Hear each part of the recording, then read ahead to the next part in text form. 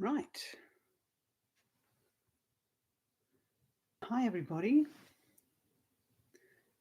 Greetings from down under, if you're on top in the Northern Hemisphere. Or greetings from New South Wales, wherever you are in Australia. Or greetings from wherever it is, if you're in the Southern Hemisphere. So I think my picture looks a bit fuzzy this morning. I don't know if it's just me, but I look quite purple. Maybe because the light is up, but I closed it behind me. Otherwise, it just shines on the screen. So it's a beautiful day, beautiful morning here in New South Wales. And wherever it is, whatever time it is in your world, I hope you're enjoying your day, evening, morning. For some in India, it's 2 or 3 in the morning. Some people do come from that, which is very impressive. Anywho, I'm assuming you can all hear me. You can see me. So Don sees, I'm very purple. We have this camera is a bit not so good. And you're obviously hearing me. Low light and blessings. Oh, love light. Okay, great. Thanks for letting me know you can hear me. It's nice to be able to see the comments and that there are people there, but still at the same time, in this experience, it's often just like talking at a computer to yourself, which I'm sure you all do from time to time.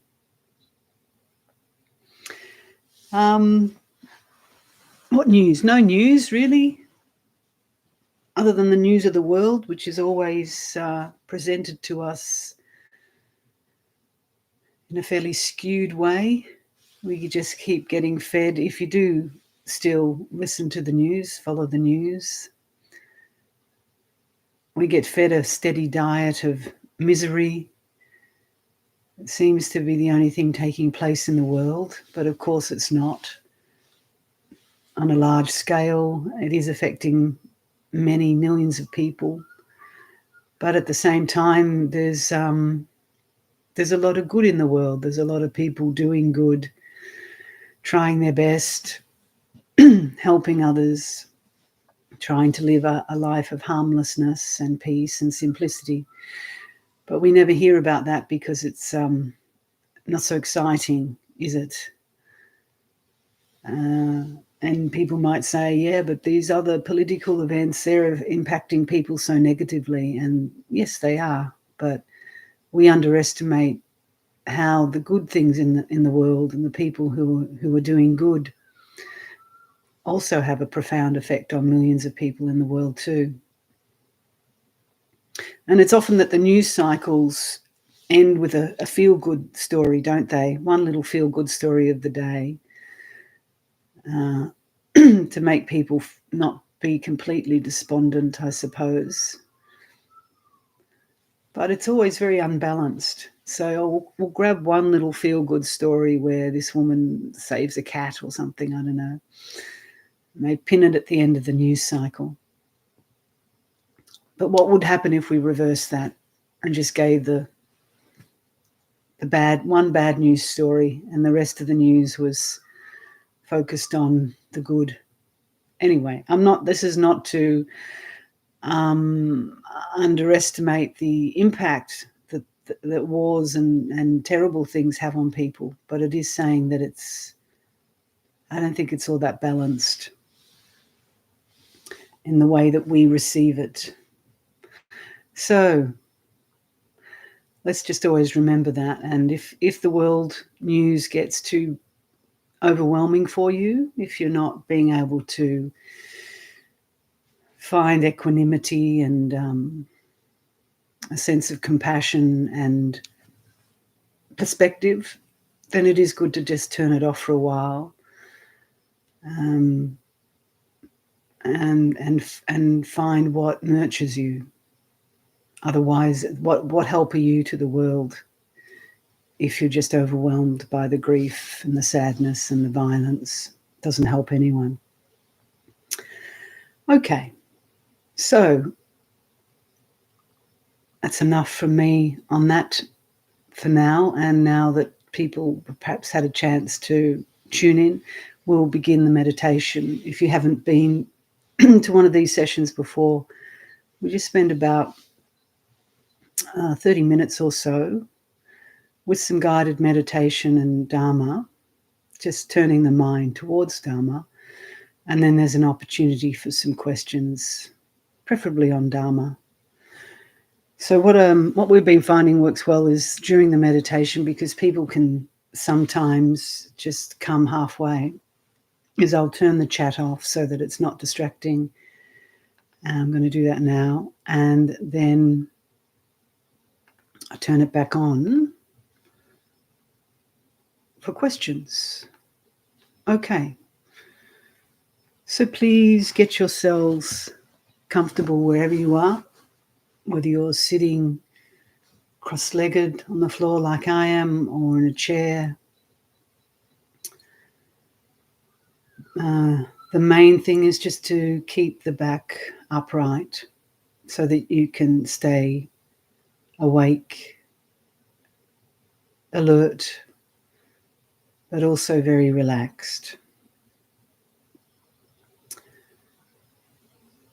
And just allow some time to really fully come into this moment.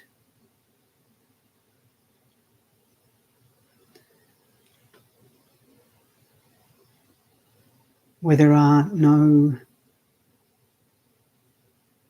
stream of news feeds, distractions, turning our minds away from sense impressions. This is the first step for meditation. We're reducing the amount of sense input so that we can become more conscious, more aware,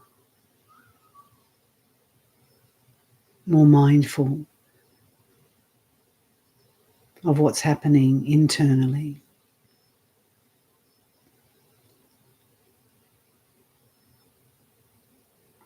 And it doesn't mean that there won't still be some sense impressions. We can still hear sounds. We can feel bodily or tactile sensations.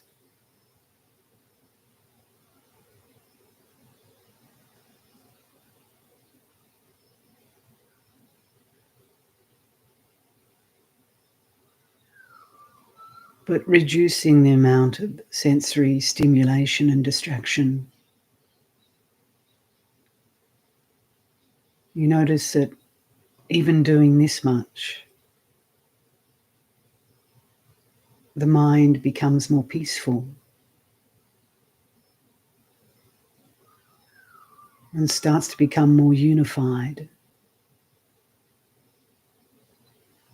more whole.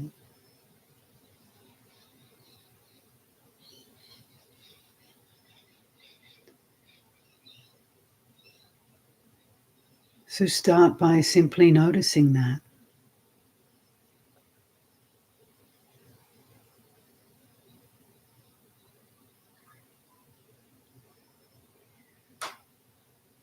And we utilize these foundations of mindfulness as taught by the Buddha,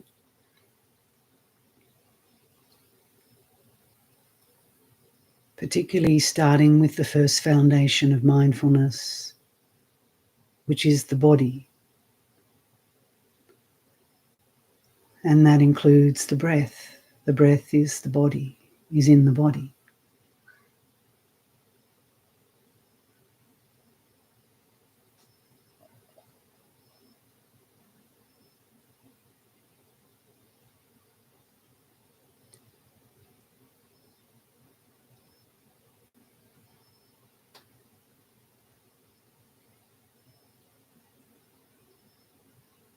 So we turn our attention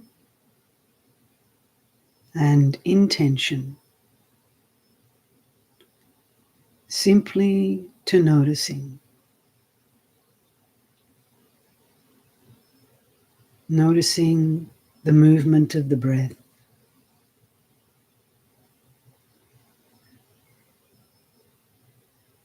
the rise and fall of the belly, of the chest.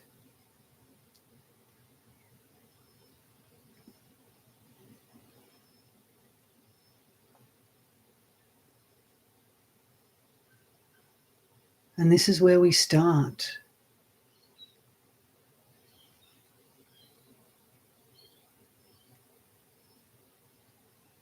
Not in a forced way or in a contrived, conceptual way,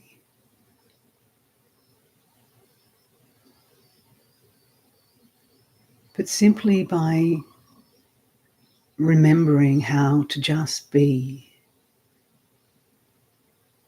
The simplicity of just being, of breathing, of being alive.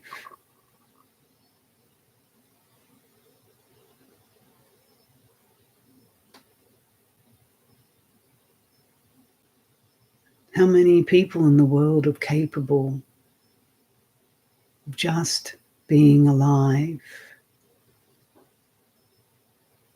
and breathing?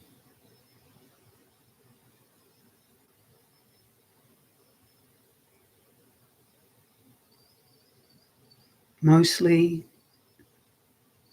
it's only very, very young children or babies.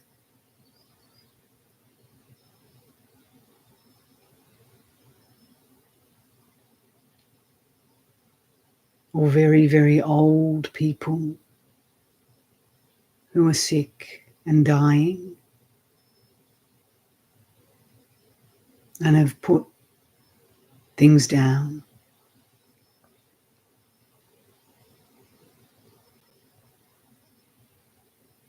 Or sages who have really let go of everything, who have died before they've died.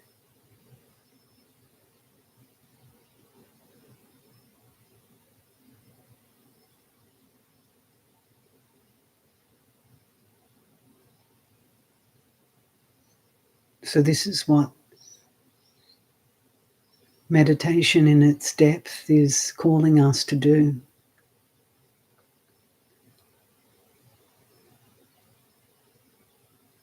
Ajahn Chah used to say, die before you die as well. Meaning let go of things. Put everything down.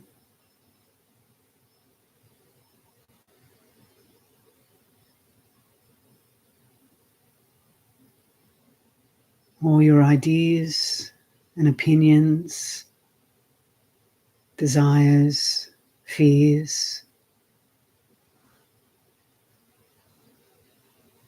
plans for tomorrow,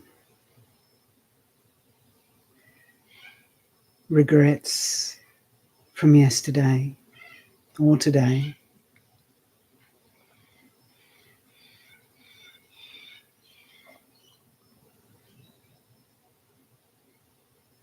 And simply be.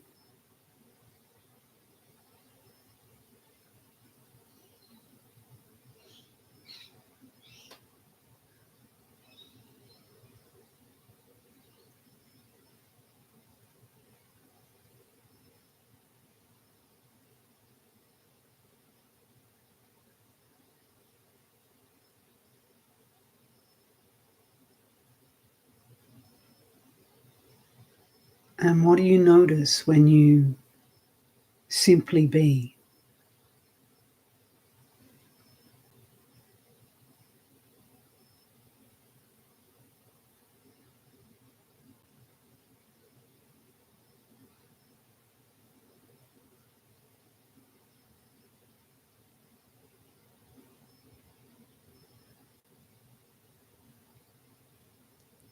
We can use this very question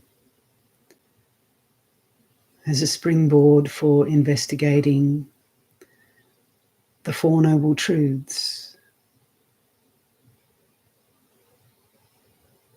The Buddha's key teaching on the Four Noble Truths is really the whole of the path.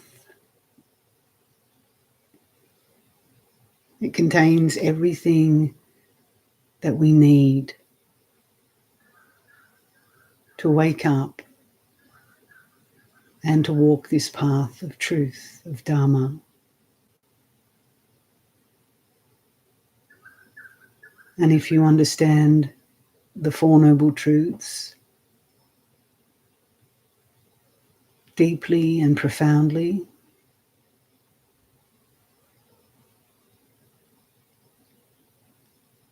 that's all you need.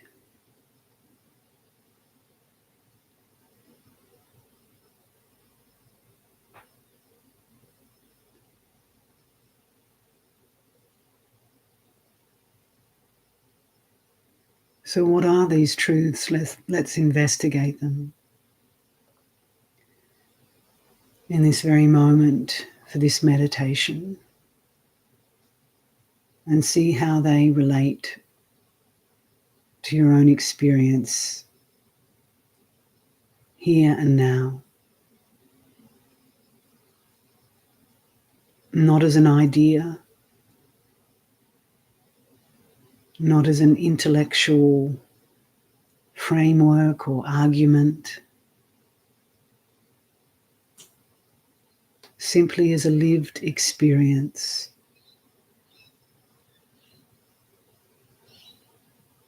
Which can take us to deep insight about the nature of reality.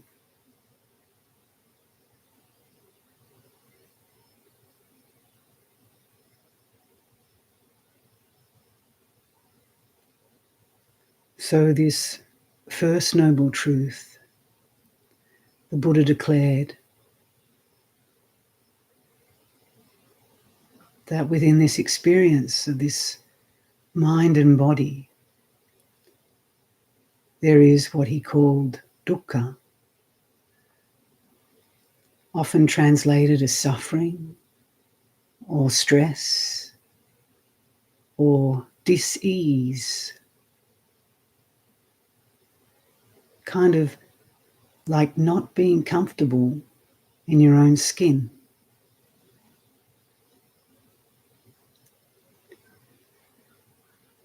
And he pointed to the big ones that we all know is a cause of suffering,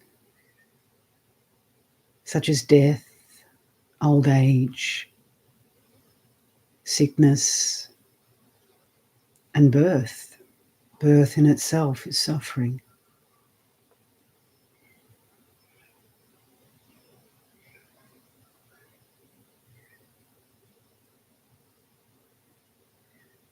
And those things we can relate to on an obvious level, but they also apply to a very subtle level.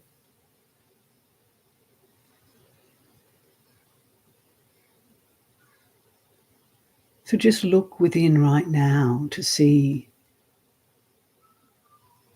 what might be presenting as stress, suffering, or dis-ease for you.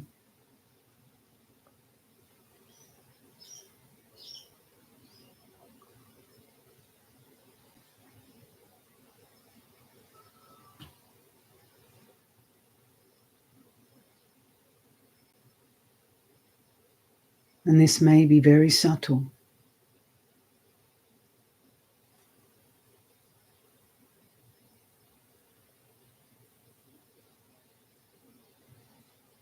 Might be a subtle pain in the body,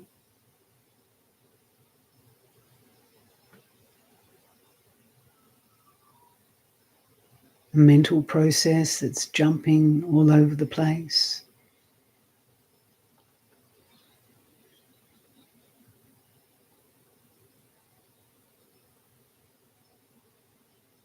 A feeling of boredom,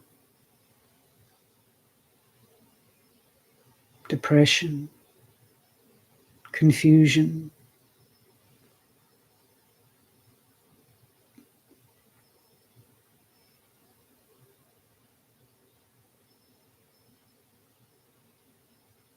or even excitement, wanting to get on and do things, something that's propelling you.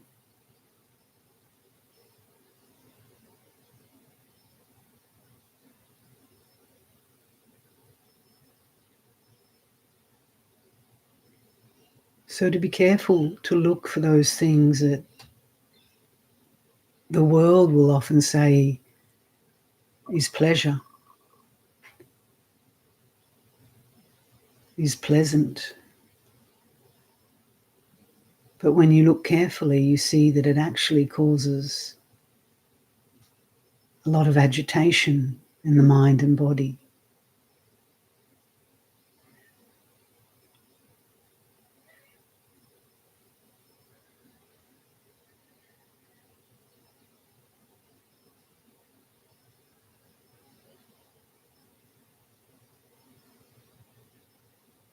Every moment, every one is different. But just look honestly and notice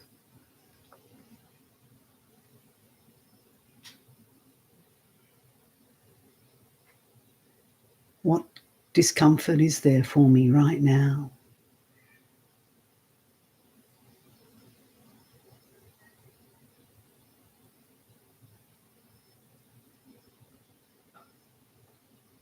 And as I said, it doesn't have to be huge, it doesn't have to be big.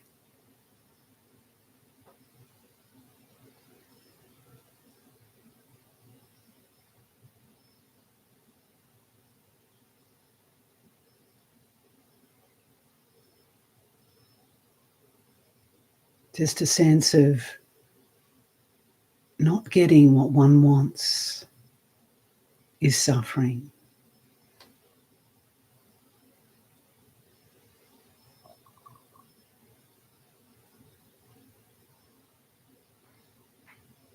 Or trying to get away from something that one doesn't want is suffering.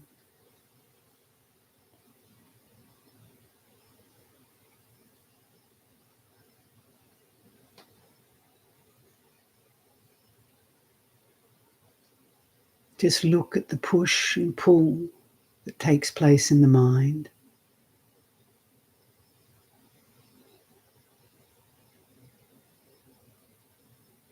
To understand this first noble truth.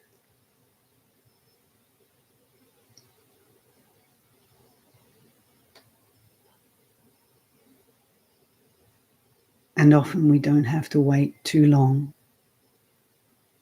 to see it.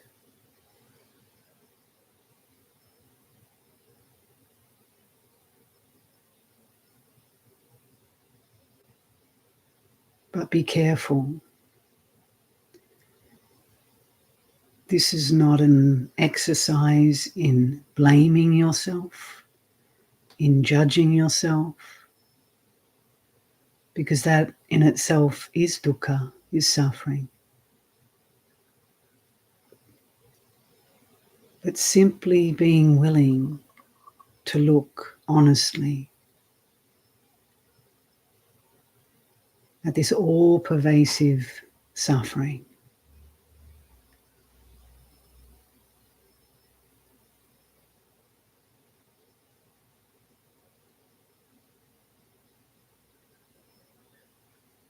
Even your reaction to the word suffering may be causing you suffering, not liking it, not wanting it to be this way.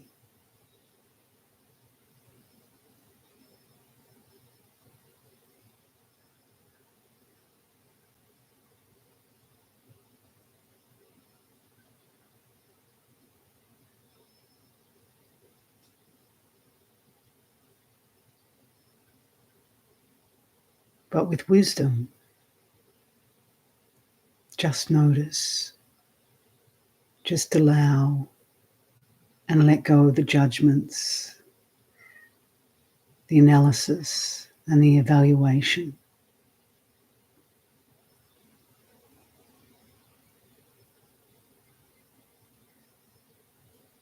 To just experience and understand this first noble truth.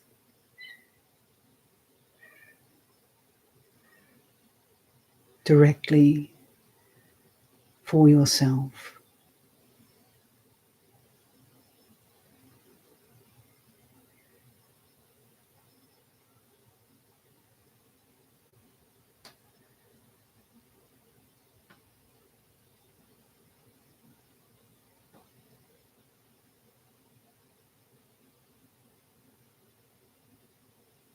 And once we can settle and see this process of stress that unfolds in our experience,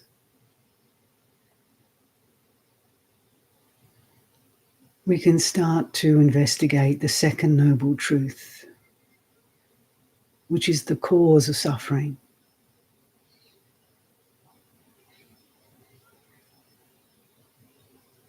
What is the cause of this stress right now?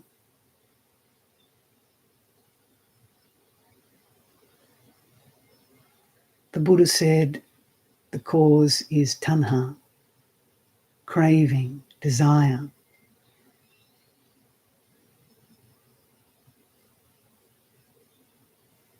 To which we cling or attach.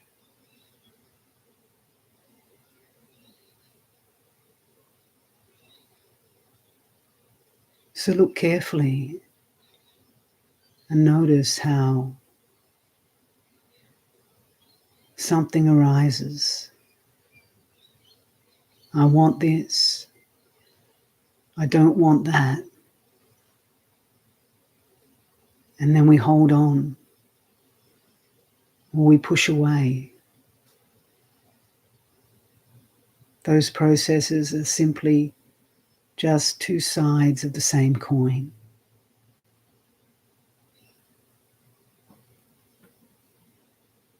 Desire to get or desire not to get.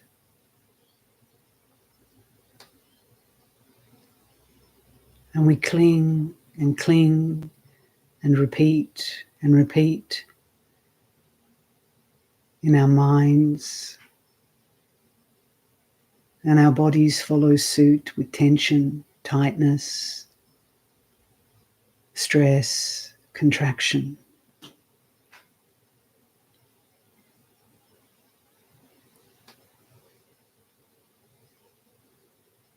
She said this, he said this. They shouldn't have done that. They should have done that.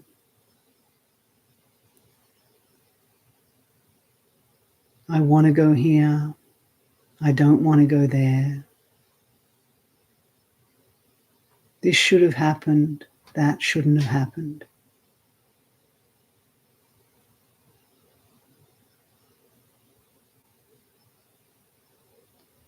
Constant craving for things to be other than they are.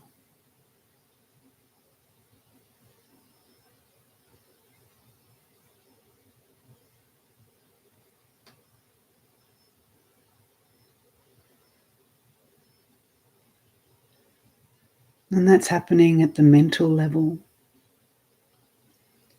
It's happening at all the sense doors. Liking a sound, not liking a sound. Liking a sight, not liking a sight. A smell, a bodily feeling, and so on.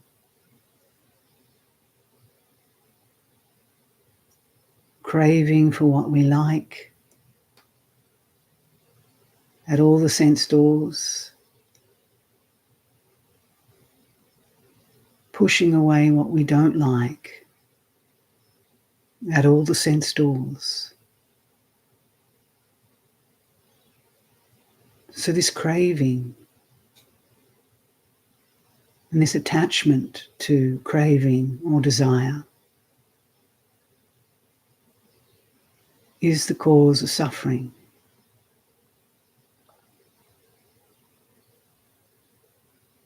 And in our ignorance,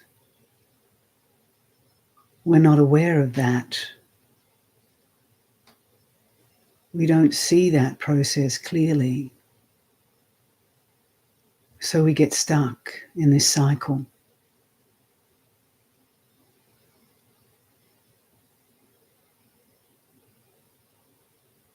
of birth, death, becoming in this very life,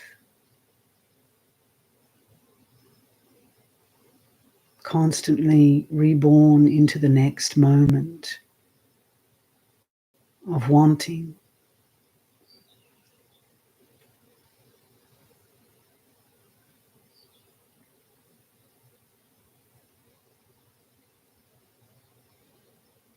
But this is not just something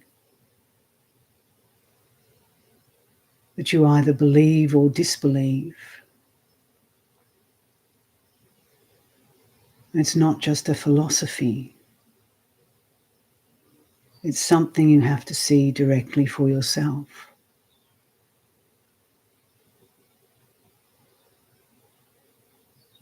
To be willing to look.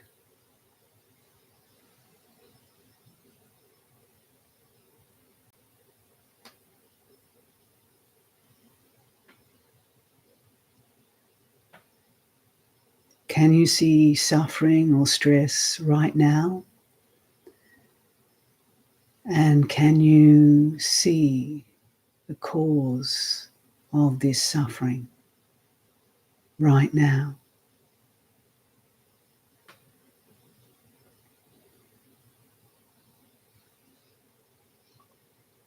A simple question I often ask myself is, what am I holding on to right now? What am I grasping right now?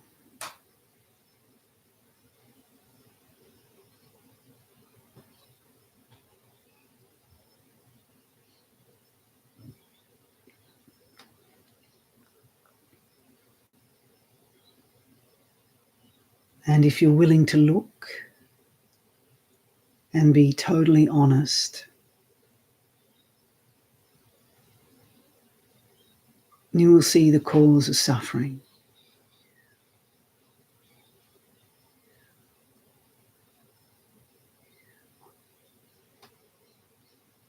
Whatever you're holding on to, clinging, grasping,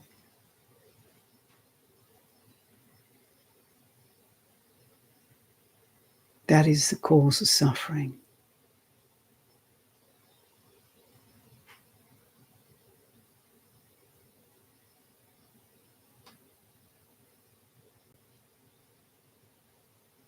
It might be an idea, an opinion,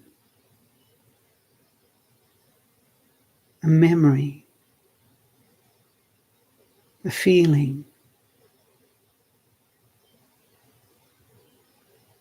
emotion.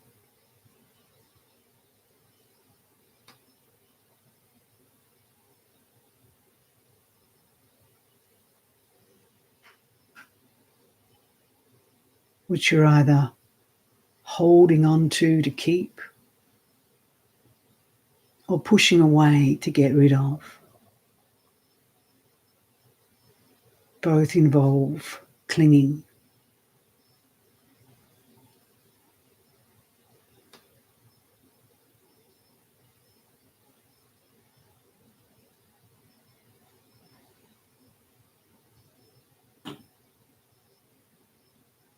So the third noble truth, the end of suffering. And maybe you've just discovered it for yourself.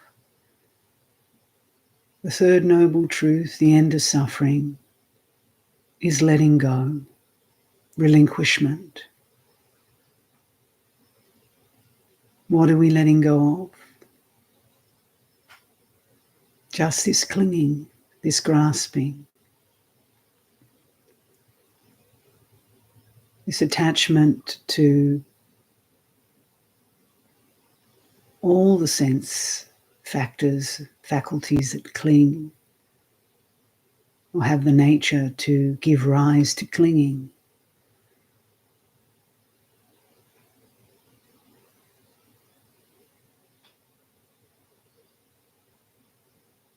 So we're letting go of our desires,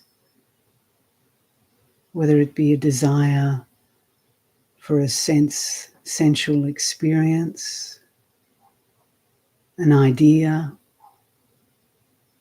a memory,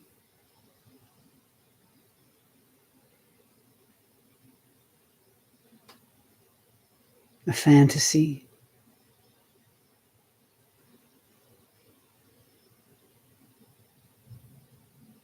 a bodily sensation of liking or disliking. Simply letting go, because we've seen that the cause of the suffering is not out there. We think it's something to do with that person or that situation. But as we look clearly, we see it's all happening within our own body-mind experience.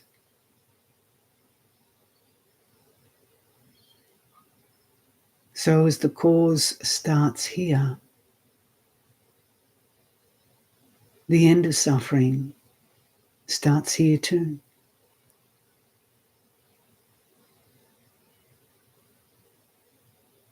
And we let go.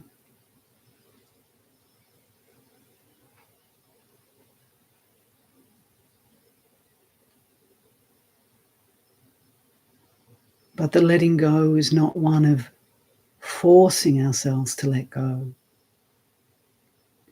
or pushing away the craving, because that's just piling it on, perpetuating it.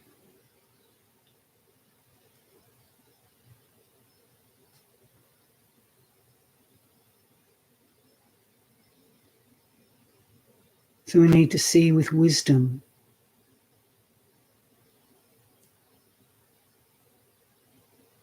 where am I holding?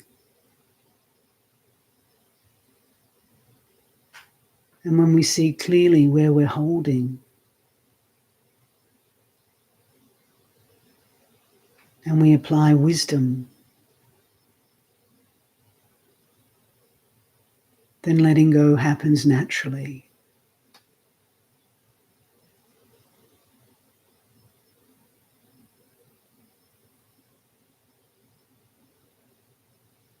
But honestly, this is really something that only you can teach yourself and learn yourself.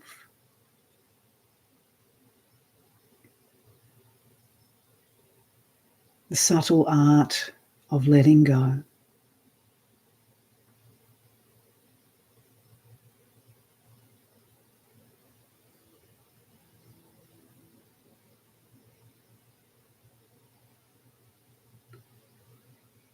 And in a sense, the irony or the paradox is that really letting go happens when you fully accept what is. You fully lean into the suffering, being willing to experience the suffering, to be with it, to breathe with it.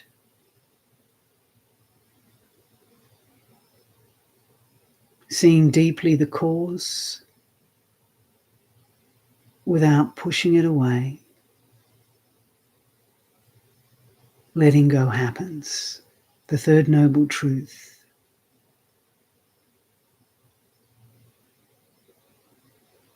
It's very deep. It's very profound.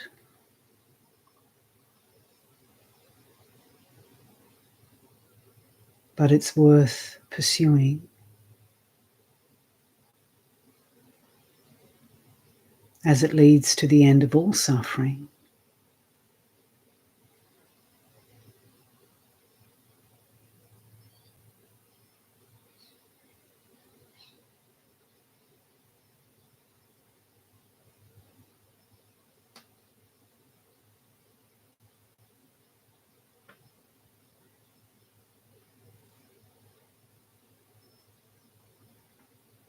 And as we continue to deepen our understanding of the Four Noble Truths, we walk the path as pointed out by the Buddha, which is the fourth Noble Truth, the path to the end of all suffering, which is this eightfold noble path.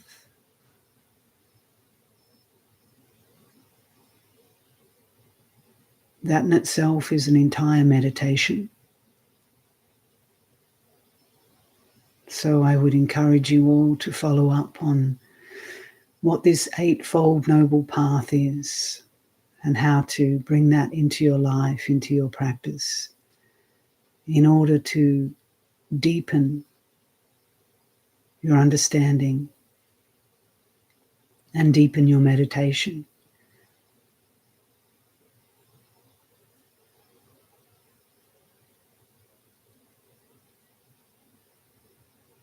Because this eightfold noble path supports the understanding entirely, in its entirety, and the ongoing practice of letting go of suffering.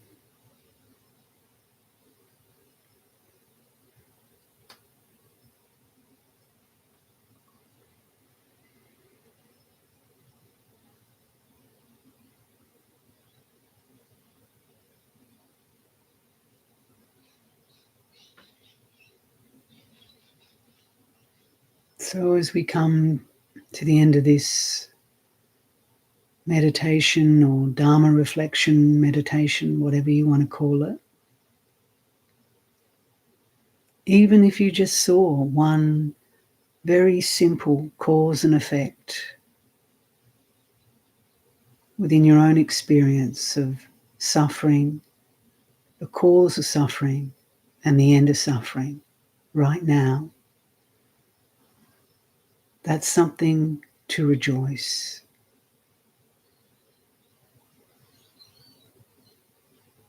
It's turning the wheel of Dharma, turning the mind towards truth, towards seeing clearly,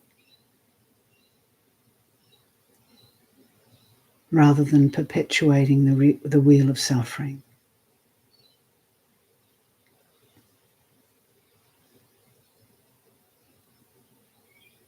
And these Four Noble Truths, just finally to say that when we truly understand them, then we can truly be said to have established ourselves in right view. Because right view is simply an understanding of the Four Noble Truths.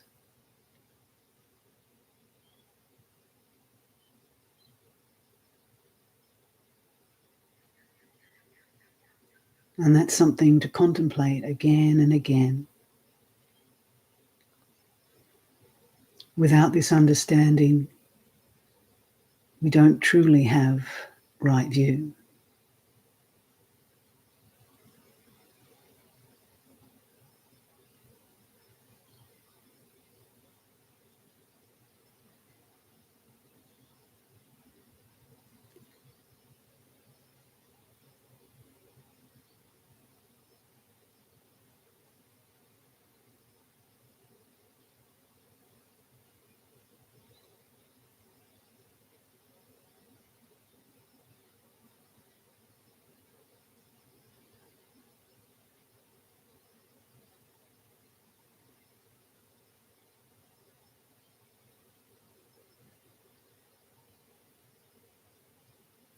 So I just give you a few minutes to come out of the meditation, just to reflect on your own experience, insights, or frustrations.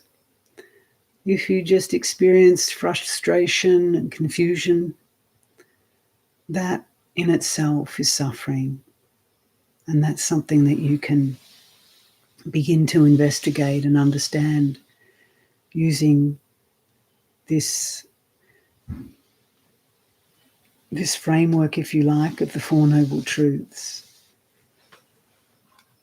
So if you do have any questions about things that arise, particularly in that meditation on that theme, that would be a good place to start with the questions, rather than jump into something else that may or may not be related.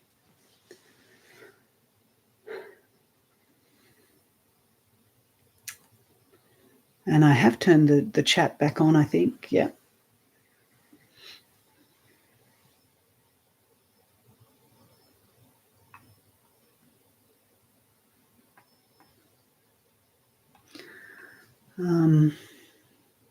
I'll just check from my end.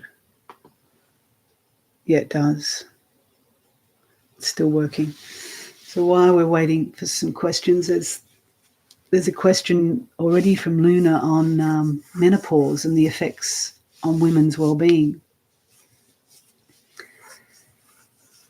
Well, I guess menopause may or may not be suffering. It depends on how we relate to it. I can certainly talk from my own experience in terms of the symptoms, but I know every woman's different. And for some women, it can be a huge experience and very disruptive and very painful.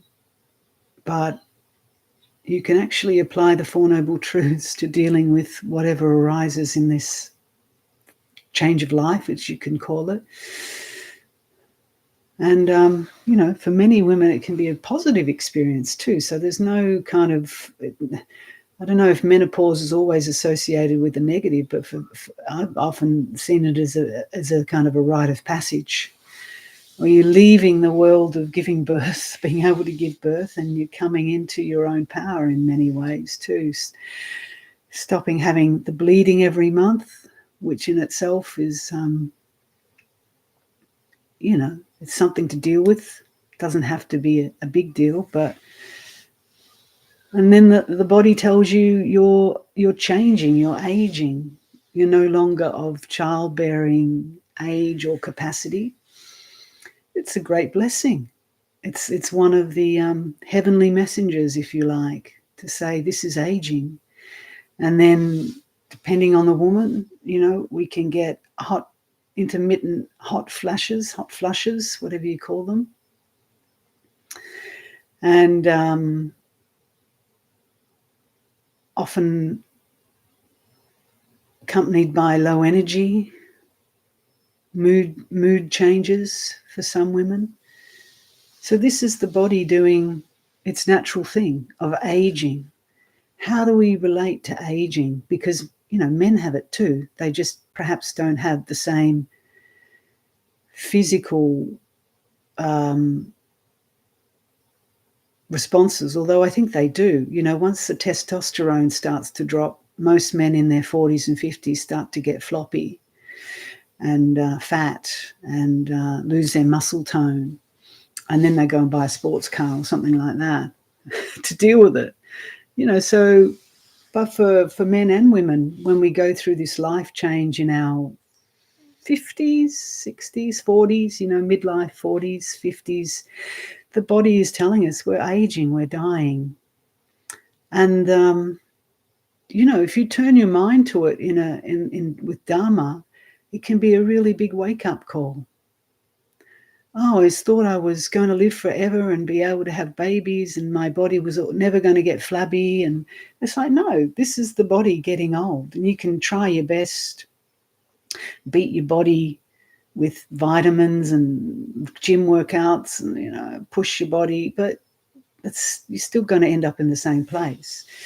So we can use menopause as an opportunity to say, now I can come into my own. I can forget about worrying about giving birth to any more children, if you've done that, or having periods, or needing to look beautiful for men or women or for myself. That doesn't mean you just let yourself go, but you just flow with nature. You know, it's like trees that get older, they're going to die one day, and they start to show signs of decay. Same with anything. Our 14-year-old car is starting to look a little bit older, rustier, not so fuel efficient anymore. It's just natural. Same with these bodies. And of course, if we think that we are the body and we identify ourselves as the body, then there will be suffering. So this is coming back to the Four Noble Truths. If you cling to this body, liking it to be a certain way, not liking it to be another way, old, flabby, you will suffer. If you cling to this body as me and mine, not wanting it to die, you will suffer. So this body is probably it's the key foundation, isn't it? And within this body, you have those five senses that react with liking and disliking to whatever is presented. And it's the clinging to this body as me and mine that causes suffering. So we can celebrate menopause as a timely messenger, as a heavenly messenger. When I say a heavenly messenger, it's like when the Buddha left his life of luxury, one of the heavenly messengers that he saw was an aging person, an old person. And this woke him up because he knew that, like that old man, old woman, he would get old. There's no escaping from it. So he let go of all the nonsense, the sensual pleasures, the intoxication with youth, the intoxication with wealth, the intoxication with power, the intoxication with sense pleasures. Because when we know that the body is going only one place, it's not going to get younger and more beautiful. It's not going to get more flexible and supple. It's just going one way to the grave. Then what's the point of putting all our energy into these things that don't last and that ultimately cause a lot of suffering for ourselves and others when we attach to them and fight tooth and nail for power, money, status, even beauty, popularity. You know, these are the illnesses of our modern world, aren't they? Anyway, thanks for the question on menopause. I've enjoyed my menopause. Postmenopausal now, I think. I don't know. I don't think about it too much, but yeah, the body. What I'm going to do, because I think there's loads of questions coming in and I'm going to lose track, I'm just going to turn the live chat off for a bit so that I can follow the stream of questions after menopause. What do men get? Do they get menopause or do they get something else? I'm sure there must be something that's not as obvious that men go through with the change in hormones. Okay. So thank you for all your kind thoughts that I'm reading. Do I have an idea of God? Try not to have any ideas. This is the practice. Let go of concepts, ideas, or thoughts, and then see what is. Okay, so question on craving from Cassie. How do I use the body or parts together? hang on, let me read this. How do I use the body or parts of the body, I suppose, together? So I think it's so as leaning in, we might locate where a piece of craving resides. Okay, I think I understand the question. So how can you investigate the body and look in to locate where a piece of craving resides? Try not to get too obsessive about it. Like, oh, I have to know exactly where, at this stage anyway, or at any stage, but just know that you don't have to know exactly, pinpoint, oh, it happens in this body that some part of the body likes or dislikes, and there's a tensing up in the gut because one feels repelled against something, and that maybe that happens. You see some sort of food and immediately you have this kind of gut reaction, feeling a bit sick, and then because you feel sick, you don't like it, so you want to get rid of it, you want to push it away, and then you blame the food or you get angry. Okay, and then that whole cycle of suffering starts. Often we won't see the immediate cause of where suffering resides, but we can certainly know the flow-on effect. And Ajahn Chah had a nice metaphor, if I can remember it correctly, in terms of how this cycle of suffering happens. He said it's like you're sitting in the top of a tree or something. If I get this wrong, please forgive me if people know this metaphor. And then you just fall bang down so quickly to the ground, you fall out, right? Now, before you get to the ground, a lot of stuff's happened. A lot of processes have taken place, but you don't see, it happens so fast that you don't even see the first breaking of the branch or something like that. It just happens, bang, you're on the ground and there's suffering. Now, as our practice deepens, as we become more and more sensitive, more awake, we'll catch it a lot quicker before it has a chance, before we fall out of the tree and land crashing on our backsides or on our heads. So we start from where we're at. Just notice just to be aware that there is suffering now. I know there's suffering because I'm, crying uncontrollably and I feel terrible.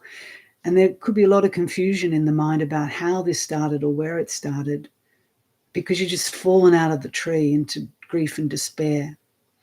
And this is the practice. We just have to be patient, and you can sit with that grief and despair, feel into it and watch it come to cessation, which is the third noble truth. And then just contemplate, perhaps, because contemplation can be helpful. There is a time and place for analytical meditation.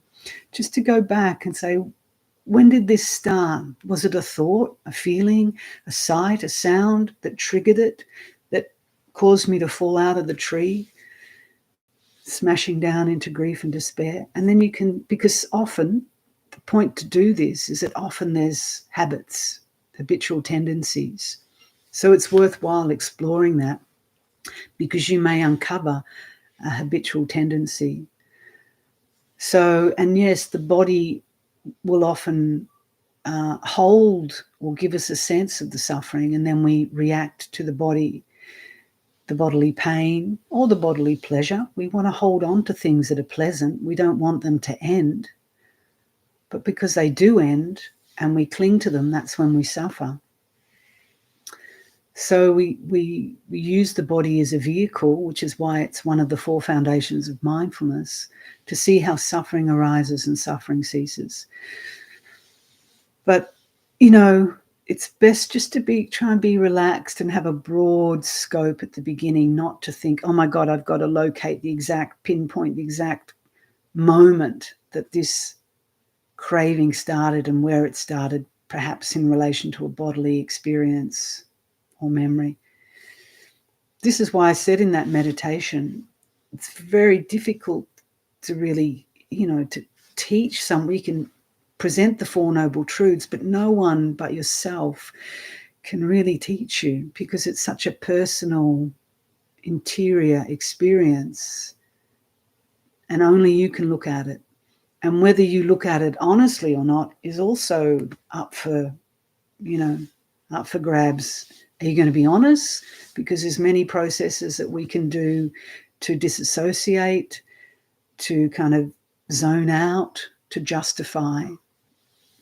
So it's such a personal, that's why liberation is a very, very personal thing. No one can give it to you, grant it to you. You have to see for yourself. Suffering, the cause of suffering, and the end of suffering. So someone below is saying the space between thoughts is the third noble truth, the end of suffering.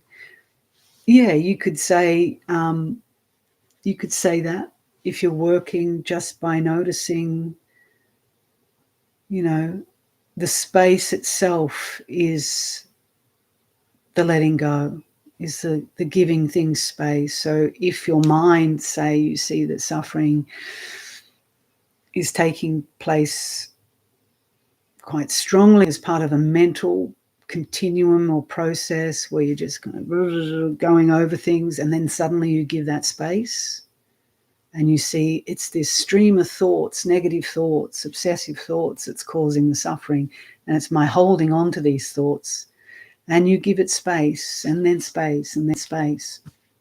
Yes, it's letting go and it's cessation. Because in that space, there's peace, there's silence, and that's when we can find the end of suffering. Okay. So our monks watch news, offer merit to all beings in a particular situation. Agree not to expose ourselves to much news, but offering merit can be skillful and wise and help with feelings of overwhelm. Yeah, if you can do that and feel compassion for people in the world or take skillful action, that's all good. Again, it's something we can only know for ourselves, what we can tolerate if we're acting with wisdom in response to what we see or hear about the world, or if it's just we're reacting and feeling more and more despondent. So it's a very personal thing. But we're all living in the same time at one level, same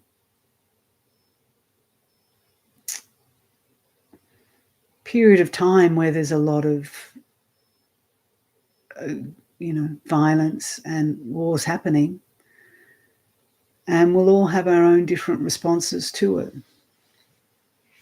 and understandings about it. So that in itself is very interesting. So John's saying it almost seems impossible not to grasp and have conceit with smartphones.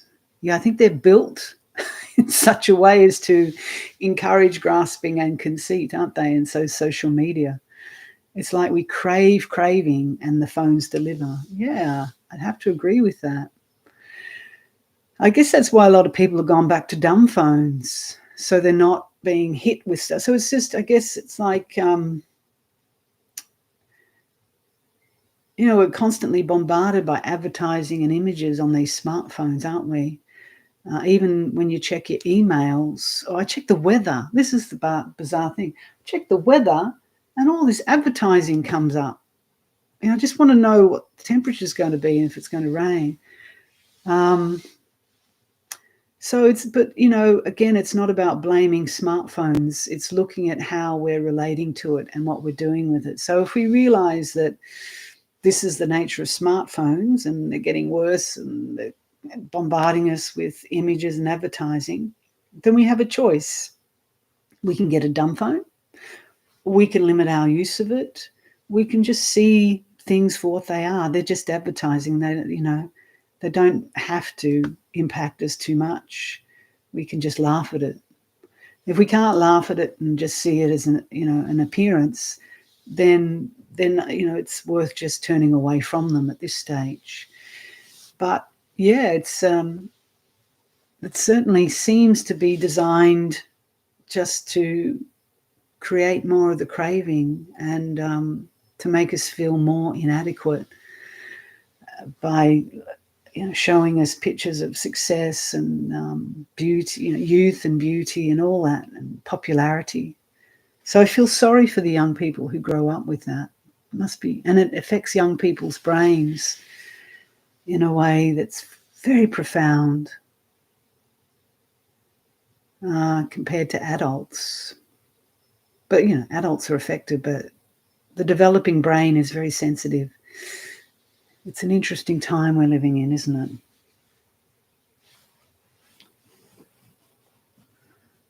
So, any tips on transcending the body, mind, ego identification when living with the parent who is arrogant and moody, a menopausal dad?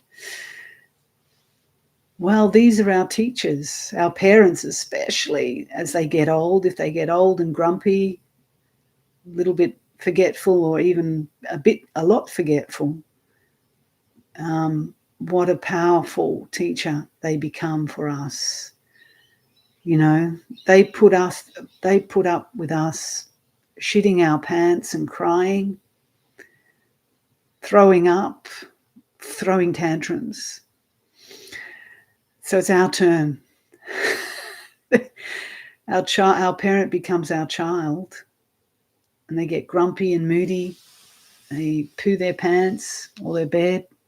They forget who they are. So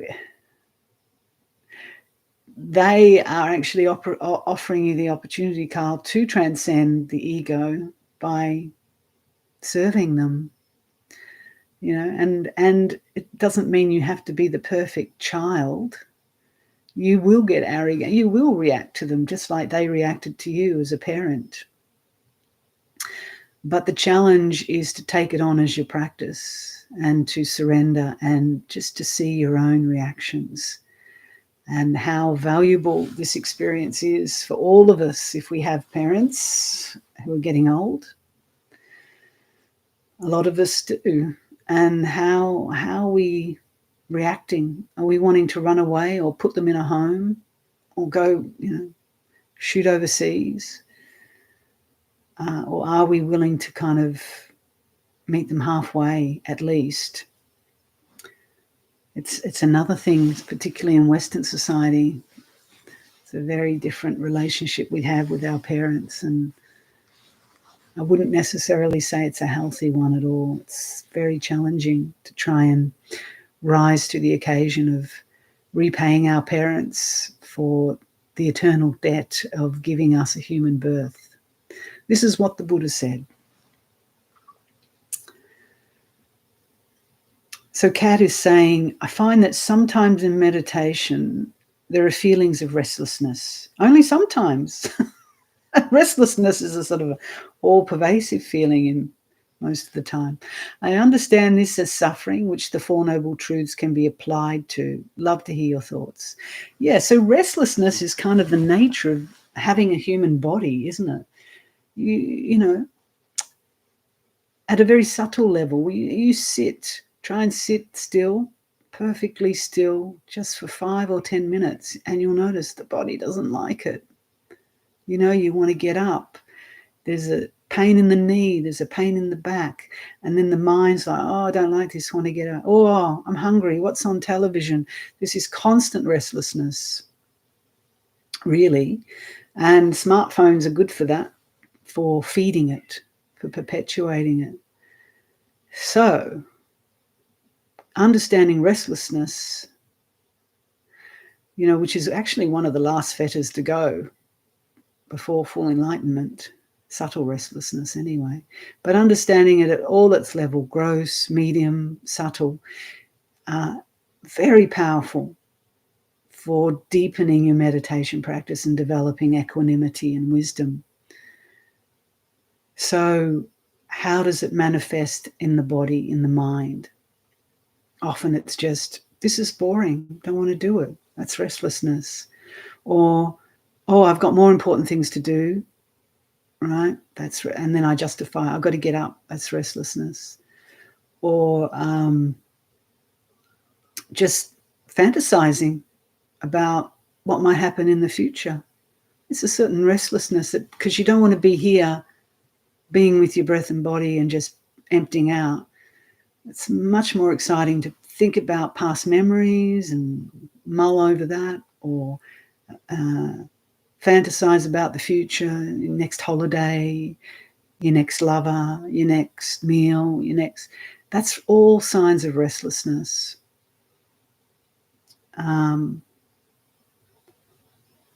So that's what you apply, looking at the restlessness as it manifests, as a cause of suffering, and it's letting go of that desire to want to always move here, there, or get away from something, someone that is perpetuating it, and it's letting go of that. And when I say letting go too, because that third noble truth, people often misinterpret it or misapply it by trying to kill something, cut, get rid of it. It's not that.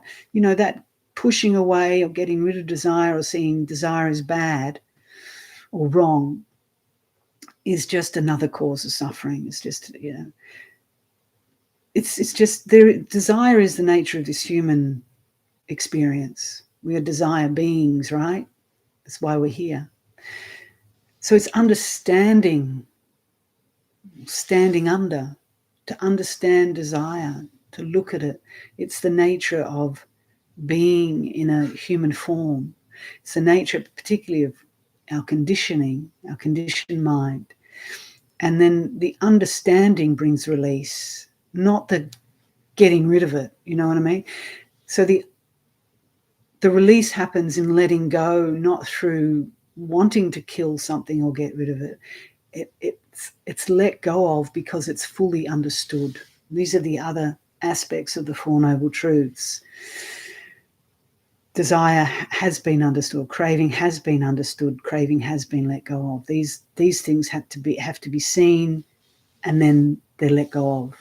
So it's not you doing something; it's wisdom doing its thing, which is what wisdom does best. It's not you thinking, "Oh, I've achieved it. I've looked into it, and I've let go of it," because that's just perpetuating more ignorance and delusion about some independent entity here doing this stuff.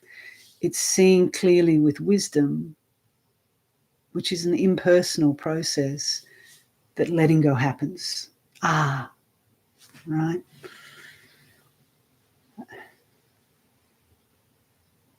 So applying those processes to see. It's a long path. You can't just uproot it all in one go. You have to keep working at it, chipping it away. Understanding and insight will grow, wisdom will develop. Catherine says, do you think it's beneficial to stay absolutely still during meditation? I have a hot flash while I'm sitting. I take off my sweater. Have I given into aversion or just addressed a simple problem? It depends. Do I think it's beneficial? Absolutely. To stay still? Absolutely. To make the commitment just to sit with whatever arises is very helpful. Having said that, it's not about being stupid either. So for a beginner, sitting absolutely still might be just starting off with 10 minutes, right? Because even for a beginner, 10 minutes can feel like an eternity, and the body might feel like hell. But if they start with 5 minutes, 10 minutes, 15 minutes, and then, we build up to an hour, 2 hours, whatever. And again, with the question of, taking off your sweater because you're hot, particularly at the beginning, it's not a problem. Just say, oh, well, I'm hot, I need to create a certain comfort. But if it's a habit pattern, and only you can know this for yourself, that as soon as there's a feeling of discomfort, I'm going to react to it, try and get away from it, then that's something you have to see for yourself, and then try and, if you can, without causing yourself immense physical pain, because there's always a middle way here, then you sit through it. Now, I said before that menopause, I actually found it very helpful because I was getting a lot of hot flashes. I think we say flushes, but whatever, flash or flush. As soon as I sat to meditate, within about 5 minutes, this huge heat would come up from the belly. And it was very unpleasant, as a hot flush is, unpleasant feeling, not something you want to kind of delight in, or the mind doesn't delight in it. But I turned my mind to it and, used it for the meditation. It was very helpful. Made the sittings very powerful. And one of the things I did was I realized its perspective, because when you get into a hot bath, what happens? You go into a really hot, quite a hot bath, and you go, isn't this lovely? Now, these hot flashes that I was having was just no hotter than a hot bath. So I realized, what if I just change my perspective and see it as a hot bath? And I did that, and it really worked. So this heat would come up, and I just like, okay, I'm getting into a hot bath. And the whole thing shifted. And so the reaction, the tension, the pushing away, the wanting to get away from changed to just immersing myself in a hot bath. And like hot flashes, they don't last. They last for about, 5 minutes or so, maybe a bit longer for some people. And then it passes. So being willing to just be with something, knowing it will pass, can make the mind very, very awake, very centered, very empty, and very clear. So you can utilize all these things, whether it be a hot flush or a pain in the knee that is just, it's not life-threatening. So you can work with the body in this way. But if you give in to aversion, just know that, okay, well, yeah, there's aversion. So I can see how I'm perpetuating this reactivity to bodily sensations. And that in itself is another thing that we learn about these Four Noble Truths. So nothing's really wasted.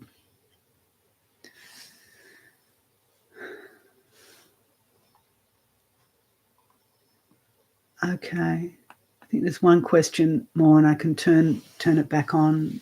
We've still got a little bit of time. So from below, Amin, I've been crying every time I hear a Dharma talk recently. Is it because I have a lot of defilement in me? Well, I wouldn't necessarily know or say that. I mean, we've all got defilements.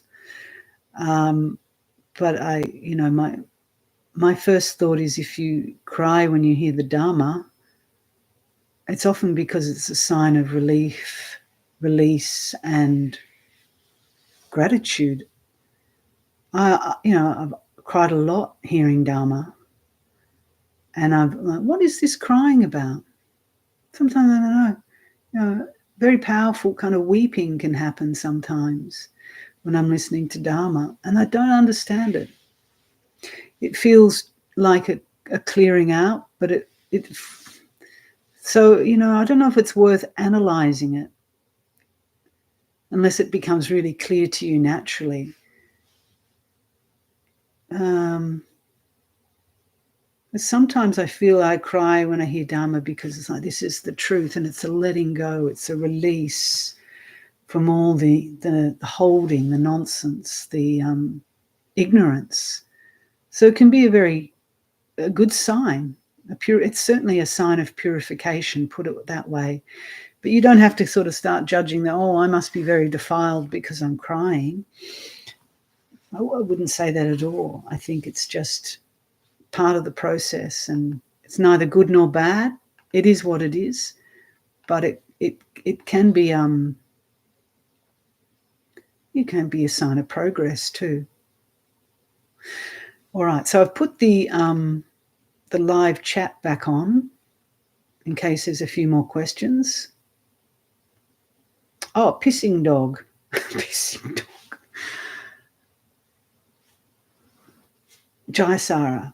If what is called me, my name, body, character, thoughts, etc., if that is all as real as a mirage, then who is to be reborn for what karma? Who? Now, see, we automatically start to create this word who, and we assume that there's a who and an I, which is some sort of permanent, unchanging entity. So that in itself is all a construction that you've just constructed. But what happens, or what is said to happen from the teaching of the Buddha, and you can see this in your own lifetime too, it's a karmic stream, causes and conditions, or what's often taught as dependent origination, which is a very profound and complex teaching.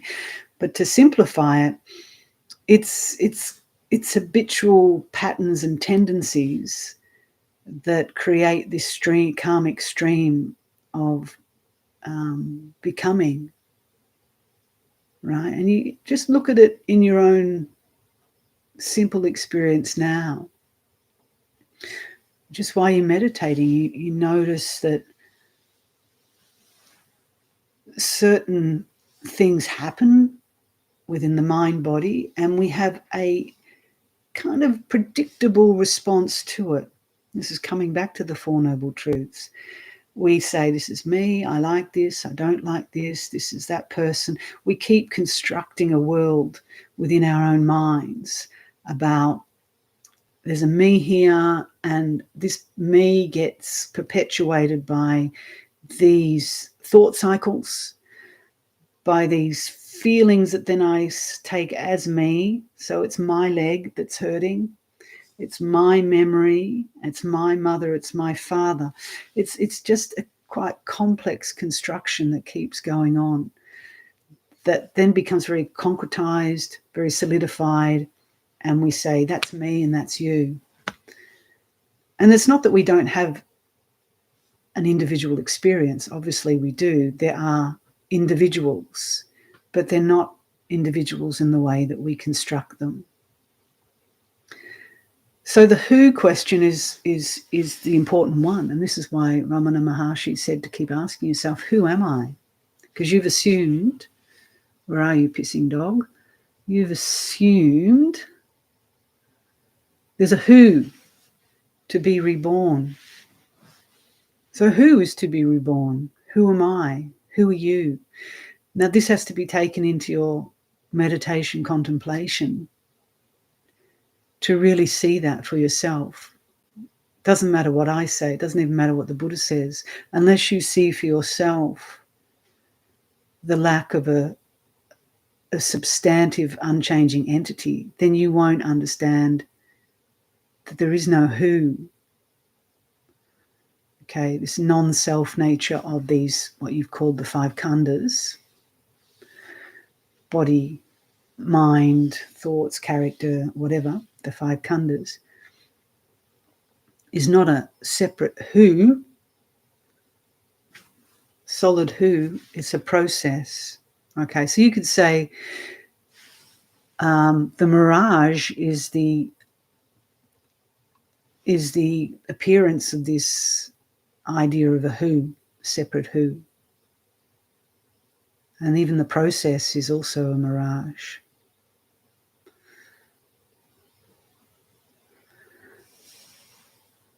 Yes, Thomas Merton did identify these constructions as the false self. Exactly. That, I think that response is for you, pissing dog.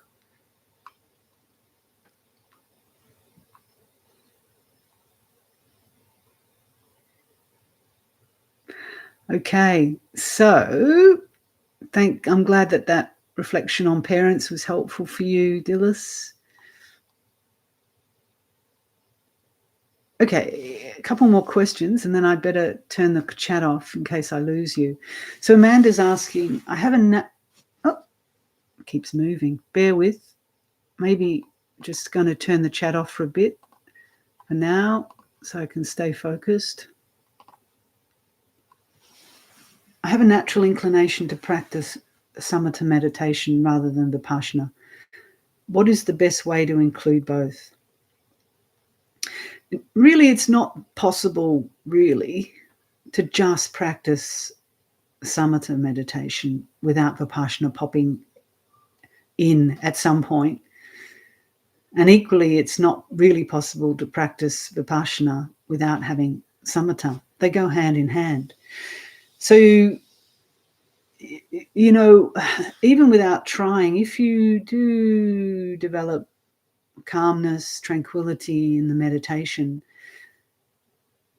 wisdom has its own way of just coming in and showing you something. Some insight will emerge. But if you want to make it a more conscious process without thinking that there's somebody doing it, you can actually just pose the question. You know, the question might be, who am I? You've sat for 20 minutes, 30 minutes, whatever, just tranquilizing the mind, and then just ask a question. Yeah, or it could be just looking at am I grasping something? Am I grasping this tranquility? That's a good question. If you're attaching to samatha, you can say, am I just attaching to feeling peaceful and zoning out a bit, spacing out? And just see what wisdom says in relationship to that. You can just ask yourself, what do I need to look at? What am I holding? Is there suffering? Who am I? So just one simple question. It doesn't entail a lot of thinking because, it's going in the wrong direction. But letting wisdom arise through a different process than intellectual understanding.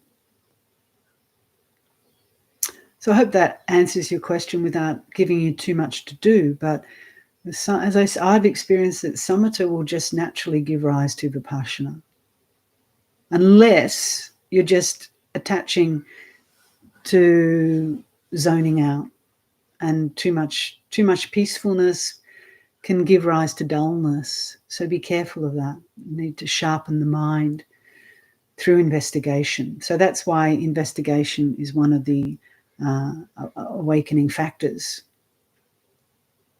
as is tranquility. But vipassana, or samatha without vipassana, is just bliss, zoning out. Vipassana without enough samatha won't have much power to it, or sharpness. Okay, so Jenny's asking or saying, losing desire has its suffering too. The loss of interest in creative expression, the loss of food desire when one needs to prepare meals, the loss of desire for working to acquire a material goal. Yeah, so this is actually a stage on the path, Jenny. It's spoken about as nibbida, of losing interest, of turning away, of repulsion even towards the senses. It's a good stage, but it's important not to get stuck in it. So one's seeing that these desires for food or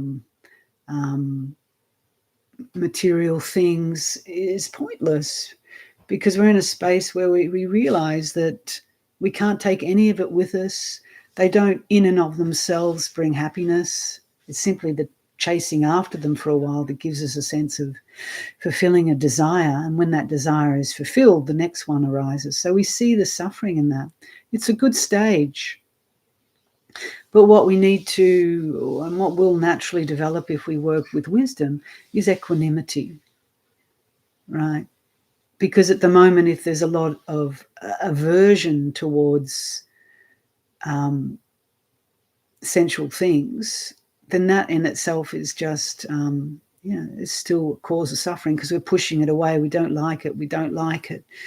But nibbida, or, disinterest in those things, can develop a greater sense of equanimity.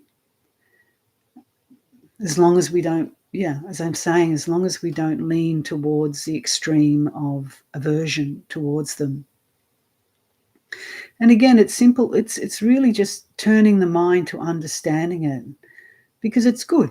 If you are losing attachment towards food and create too much creativity or excitement, and it's showing that wisdom is developing. So you can feel good about that and just notice, I'm not interested in eating a 3-course meal anymore, or going out to parties, or working really hard to get the next pair of shoes, or whatever people chase after. That's good. But don't don't develop aversion towards them, those things, or to the people who chase after them. Just see this as part of the process and start to reflect on what equanimity really means. So we're moving out of liking or disliking. Right? Just they are what they are. They're neither good nor bad. When we attach to them, they cause suffering. When we try and get rid of them or judge them as terrible or bad, then we suffer. They're just what they are. They're just part of the human experience. And we work with wisdom and allow wisdom to develop. Okay, so I'll take 2 more questions, because that's all it's showing anyway. From Lisa, is unconditional love possible in human relations? Absolutely. It is possible.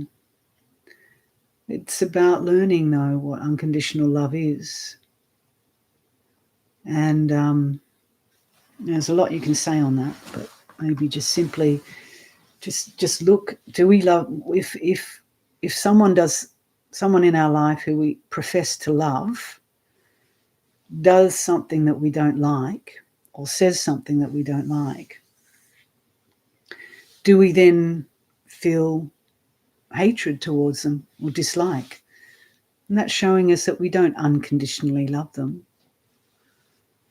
So I think the Buddha often used the example of a mother's love for their child, or their only child especially, that a child can, and they do, don't they? I think I think I did. So I hate you when they're really upset. I hate you. I didn't ask to be born. You're the worst mother ever. But a mother will still love that child, even when they're being at their worst, or having a tantrum, or sick with a fever. They love them through thick and thin. And I was very fortunate to experience that unconditional love from my mother when I was at my worst. I knew that deep down she loved me even when I was being revolting. And that unconditional love is very powerful if you're on the receiving end of it. Yeah. And I hope you've all experienced some unconditional love from someone in your life. Mothers are probably the best bet, best chance you're going to get, because there's something about a mother's love.